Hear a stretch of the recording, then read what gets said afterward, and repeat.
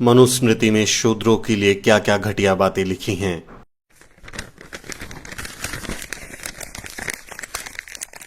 मानवता के कल्याण के लिए परम सृष्टिकर्ता ब्रह्मा ने अपने मुख से ब्राह्मणों को जन्म दिया, क्षत्रियों को अपनी भुजाओं से, वैश्यों को अपनी जांघों से और शूद्रों को अपने पैरों से पैदा किया।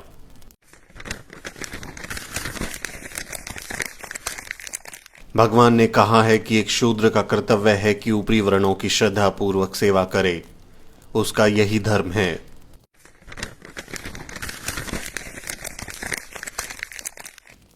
सौ साल के क्षत्रिय को भी एक 10 साल के ब्राह्मण लड़के को अपने पिता के रूप में मानना चाहिए।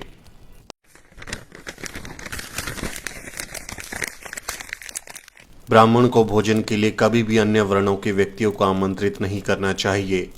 अगर कोई ब्राह्मण से भोजन मांगता है तो ब्राह्मण कुछ बचा खुचा दे सकता है, लेकिन वो भी उसके नौकर घर के बाहर देंगे।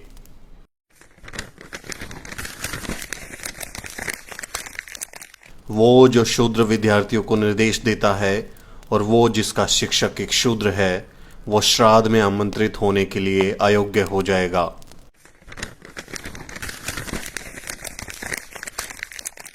एक शूद्र शिक्षा प्राप्त करने के लिए अयोग्य है। ऊपरी वर्ण शूद्र को शिक्षा या सलाह ना दें।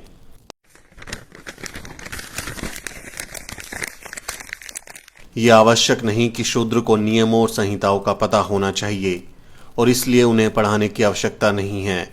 जो इसका उल्लंघन करेगा वो नरक में जाएगा।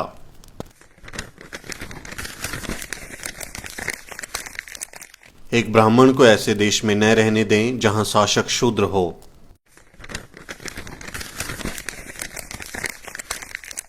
शूद्रों की उपस्थिति में वेदों को कभी नहीं पढ़ना चाहिए।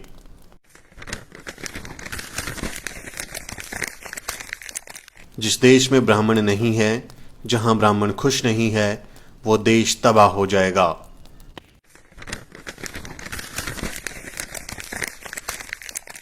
सिर्फ एक ब्राह्मण सभ्य होता है, वो न्यायाधीश के रूप में कार्य करे, लेकिन शूद्र कभी ऐसा नहीं कर सकता।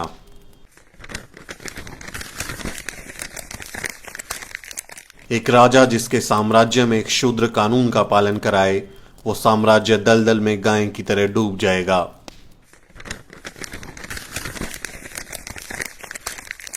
अगर कोई ब्राह्मण को गुलाम बनाने की कोशिश करता है तो उस पर 600 पण का जुर्माना लगाना चाहिए।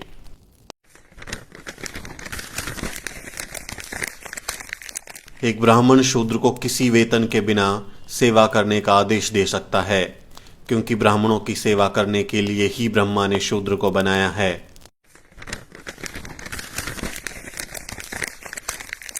भले ही एक ब्राह्मण शूद्र को गुलामी से मुक्त कर दे, लेकिन शूद्र फिर भी गुलाम बना रहता है।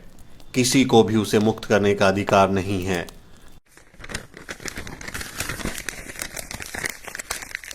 एक शूद्र जो द्विज व्यक्ति का अपमान करता है, उसकी जीभ कटेगी, क्योंकि वो नीच है।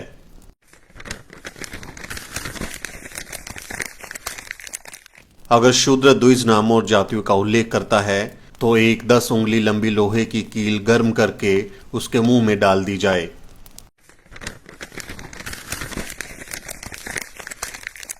यदि कोई शूद्र घमंड से ब्राह्मणों को धर्म का उपदेश देता है तो राजा उसके मुंह और कानों में जलता हुआ तेल डलवा दे।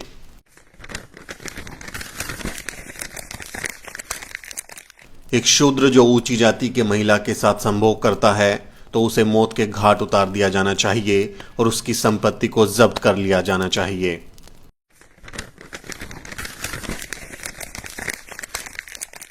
एक ब्राह्मण शूद्र को बाध्य कर सकता है, चाहे वो खरीदा गया हो या बिना काम किया हुआ हो।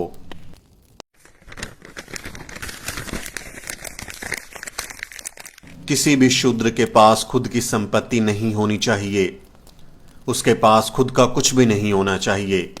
एक धनी शूद्र का अस्तित्व ब्राह्मणों के लिए बुरा है। एक ब्राह्मण शूद्र के माल पर अधिकार कर सकता है।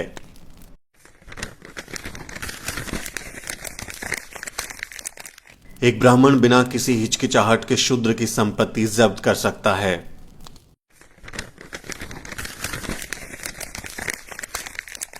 एक शूद्र जो सिर्फ अपना पेट भरना चाहता है, एक वैश्य की सेवा कर सकता है। यदि वो जीवित रहने का स्थायी साधन चाहता है तो वो एक क्षत्रिय की सेवा कर सकता है, लेकिन अगर वो स्वर्ग जाना चाहता है या अगली पीढ़ी में उच्च या श्रेष्ठ जन्म चाहता है तो उसे ब्राह्मण की सेवा करनी चाहिए।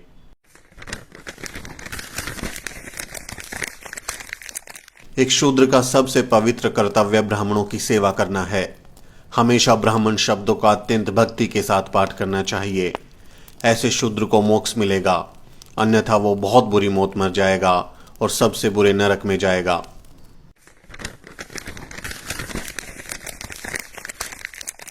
एक शूद्र जो स्वर्ग के लिए ब्राह्मणों की सेवा करता है उसे ब्राह्मणों का नौकर कहा जाएगा।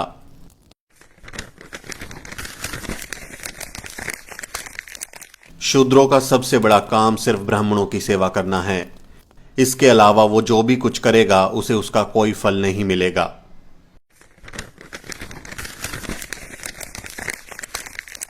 ब्राह्मण शूद्रों को बचा हुआ भोजन, पुराने फटे कपड़े, खराब अनाज और पुराने बर्तन दे सकता है।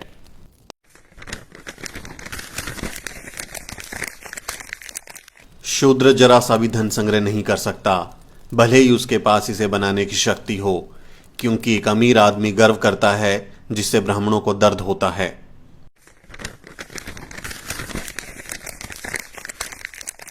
एक ब्राह्मण शूद्र से कभी भीख नहीं मांगेगा।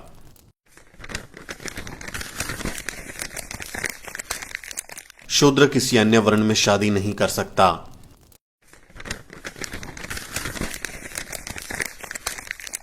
एक ब्राह्मण के नाम का पहला भाग कुछ शुभ संकेत देता है।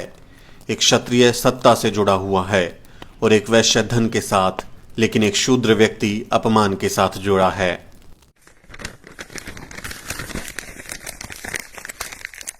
एक ब्राह्मण के नाम का दूसरा भाग क्षत्रिय का एक शब्द सुख देने वाला शब्द होता है, जो वैश्य की रक्षा करने वाला और शूद्र की अभिव्यक्ति निरूपण सेवा का शब्द व्यक्त करने वाला होता है।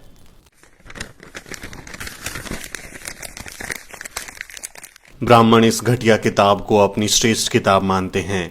ये किताब जलाई जानी चाहिए। इसीलिए बाबा साहब डॉक्टर अम्बेडकर ने 25 दिसंबर 1927 को मनुस्मृति दहन किया था।